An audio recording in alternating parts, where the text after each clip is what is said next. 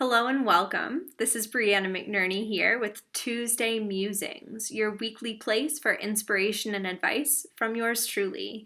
If you remember last week, we talked about how to spark amazing creative ideas. And this week, we're talking about how to pick the right creative idea to move forward on. Because let's be honest, now that you have all of these amazing ideas circling, it is important to choose one or two to move forward with. It's easy to get distracted by shiny object syndrome. I don't know if you've ever heard that term, but us creative folks, we can end up chasing ourselves in circles, following one new idea after another because we get swept up in the initial inspiration and excitement that comes along with having a new idea. But at the end of the day, when you don't really pick one and stick with it, it's hard to get things done. It's hard to really accomplish anything, which doesn't do a whole heck of a lot for your self-esteem over time. So I'm making a case for picking one or maybe two ideas to move forward with. But how do you pick the right one? I would suggest maybe dropping the notion that there is a right one versus a wrong one. We always have choices. There are different choices, and making different choices, it's going to lead to different outcomes, but we have a lot of control over this, right? We tend to put a lot of pressure on ourselves when we try and pick one right idea, when in fact, there really isn't a right or wrong. We just got to pick what feels good for you.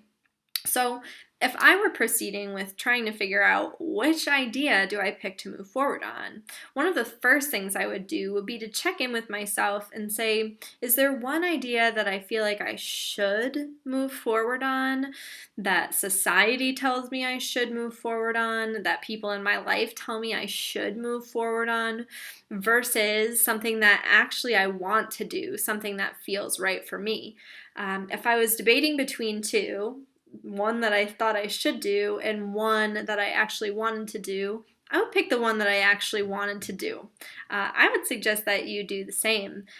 It usually turns out much better that way. I would venture to say that it always turns out better when you just do what you want to do versus what you should do.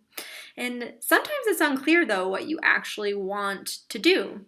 There are ways to get clarity around that too. One of my favorites is to actually sink into your body, sink into your physical experience. So for me, that would look like taking a couple of deep breaths, maybe feeling out to the bottoms of my feet and out to the tips of my fingers. I always love telling my clients to do that. Take a deep breath. Feel out, grow roots down through your feet, and feel your fingertips. It'll get you really centered in your body.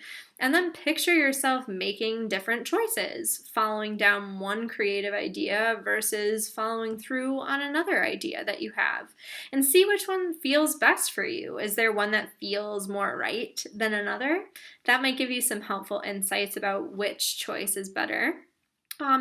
Another thing that I really like to do, it's along the same lines as that, is to connect with a higher version of myself. I like to call it the part of me that always knows what I should do, right? We always say that part exists. There's a part that knows what I should do, but then all of these other things get in the way of me actually doing that. So you can do that consciously, connect to that higher part of yourself and ask, what choice should I make? What should I do? And explore that for a little bit. See what you come back with. That might give you some helpful insights into which decision is best for you.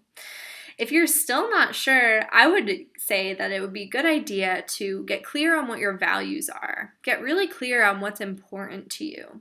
God forbid you only had 1 year left to live from the moment you're watching this video.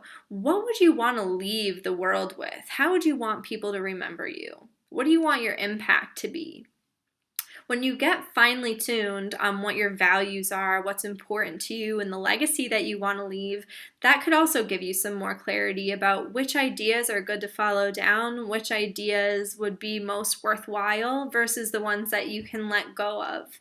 It's always sad to let go of the things that you want to do, but it is a good idea to make choices about how you use your time so that you can actually get some things done.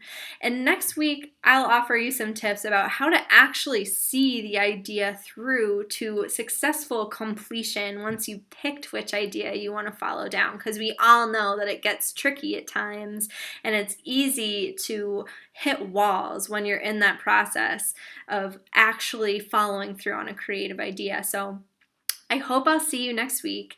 Thank you for joining me. This is Tuesday Musings. Please leave your comments below. I'm always happy to answer questions, and I will look forward to seeing you next time. Have a great week.